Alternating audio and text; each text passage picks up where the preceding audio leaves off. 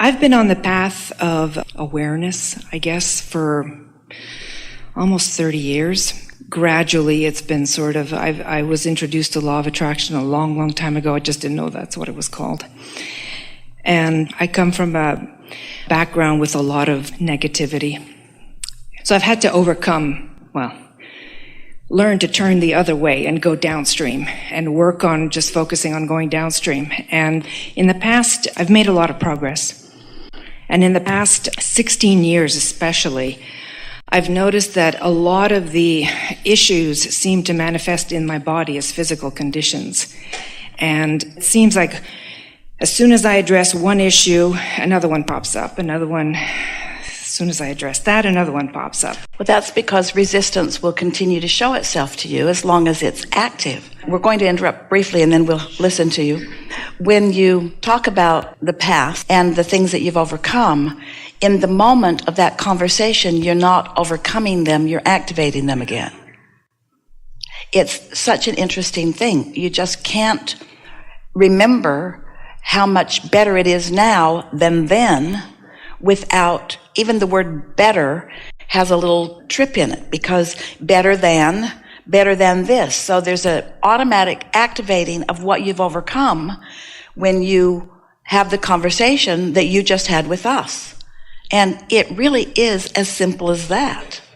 When you stop talking about your past, then your present, and more important, the true now, becomes dominant. It's the reason that we playfully nitpick about the difference between the word gratitude and appreciation, because when you're grateful for something, you're usually grateful about what you've overcome, and what you've overcome is then active in your vibration.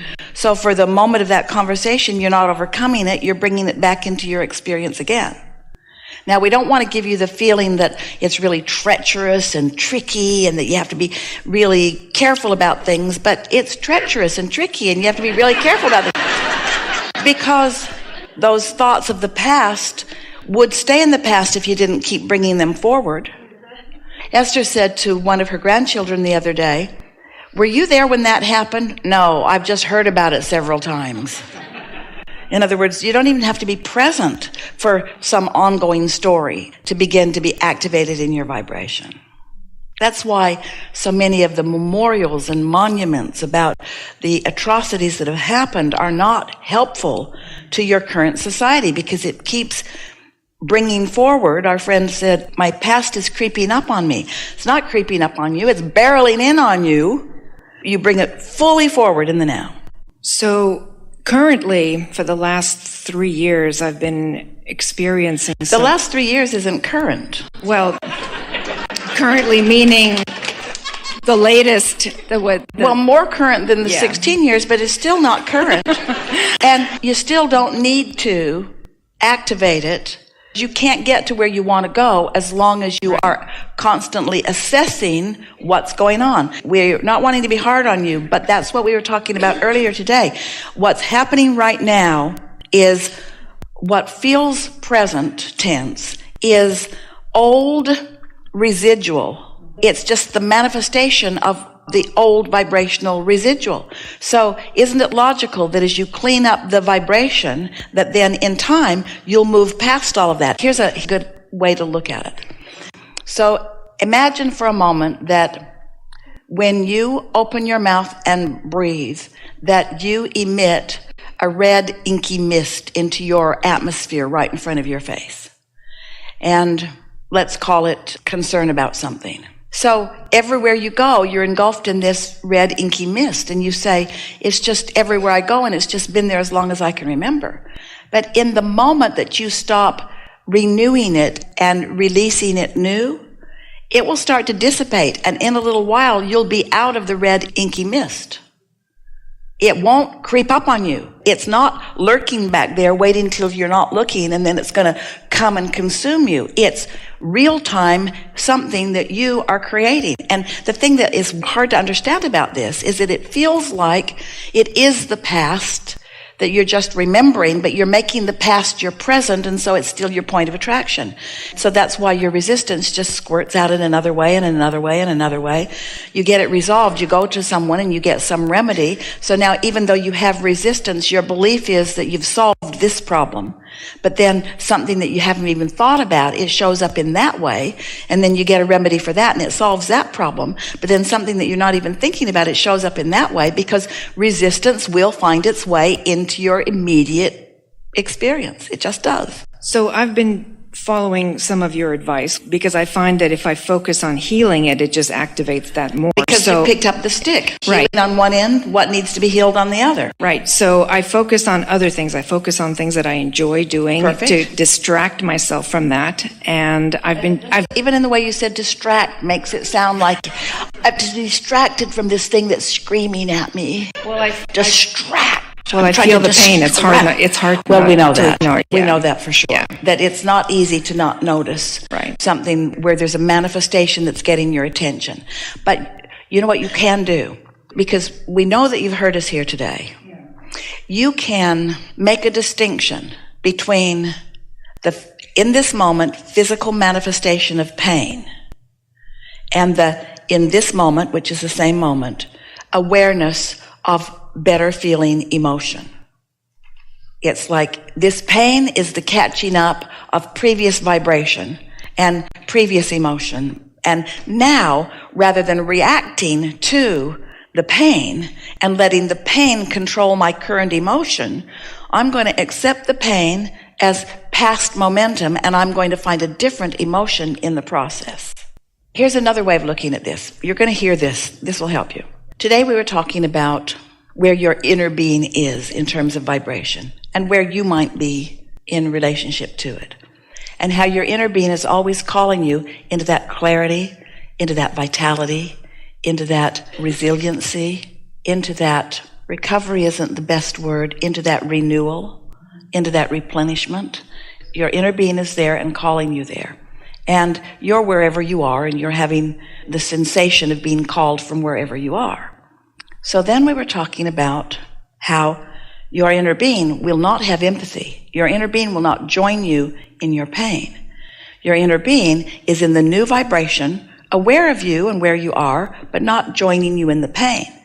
So that's why you have the opportunity to find a vibration that's different than the pain would actually logically cause you to feel. In other words, you can feel different than the pain is sort of demanding. You can. The other day we had a conversation with someone who was talking about the financial market. And we had just had the conversation about the difference between compassion, which is where your inner being is, and empathy, which is where most of your friends are. Your friends will empathize with you, but your inner being won't. So your inner being stays in that compassionate, which means aware of you, but still high vibration regarding you state all the time.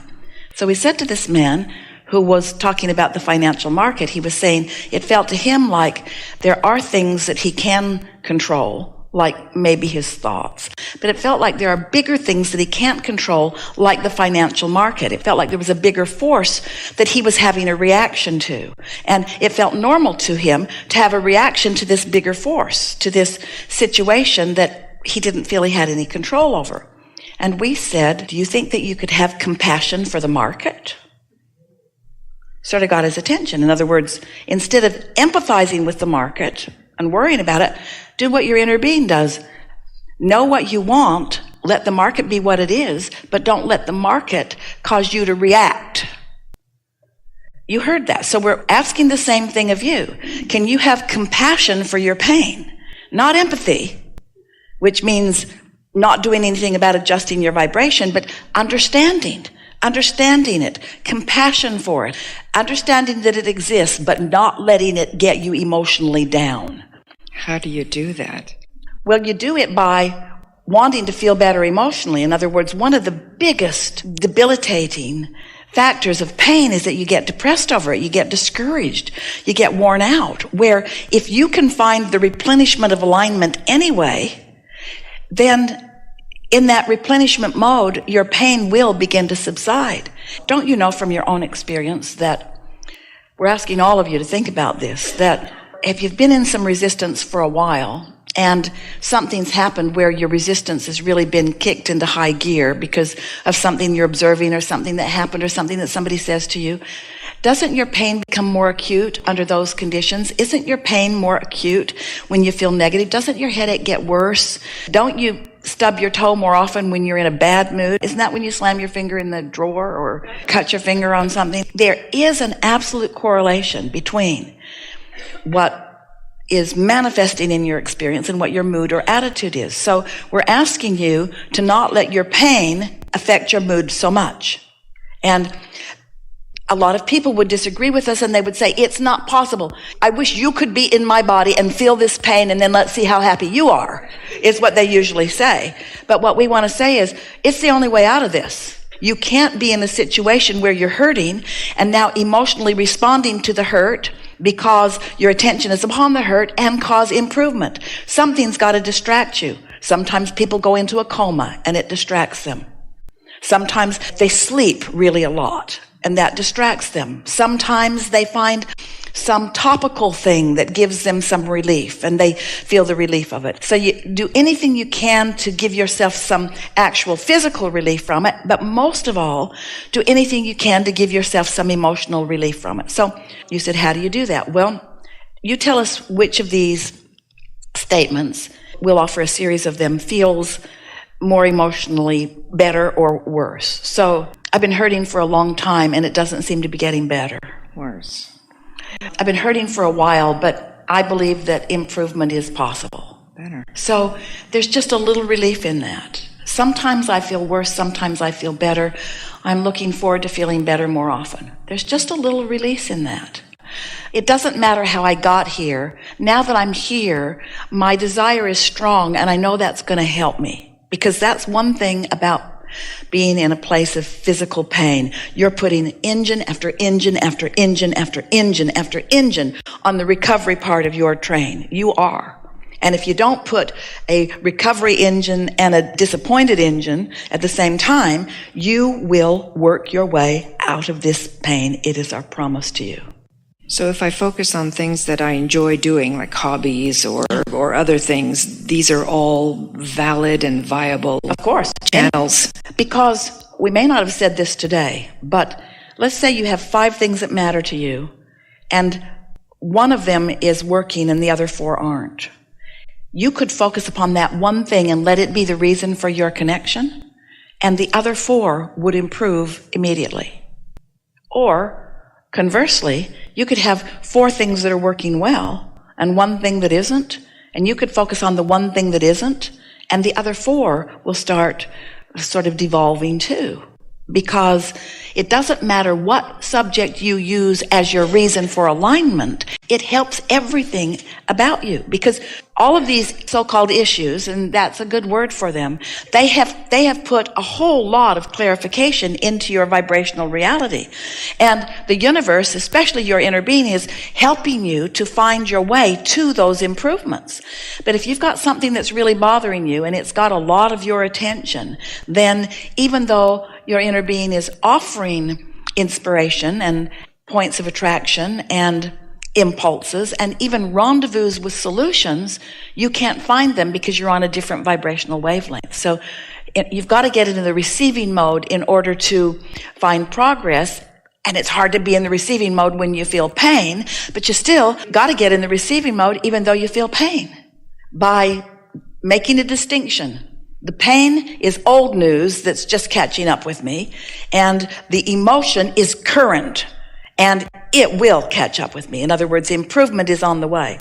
I can't feel this much relief emotionally without physical improvement following. That's for sure. So how much time does it take? Because as much time as it takes you to release the resistance. The resistance. Mm-hmm. Because some people just argue incessantly for their limitations. And we understand why. What you do with each other, you become masters at seeking and finding empathy with others. And a lot of your communication is so that you can connect with people and get them to know what you know. And so you use descriptive terms and you find analogies in order to try to get them to be able to relate to you. But this is something that you no longer want to relate to. What you want to relate to is the well-being. So it really is about just understanding how it works and then going after it in a new way.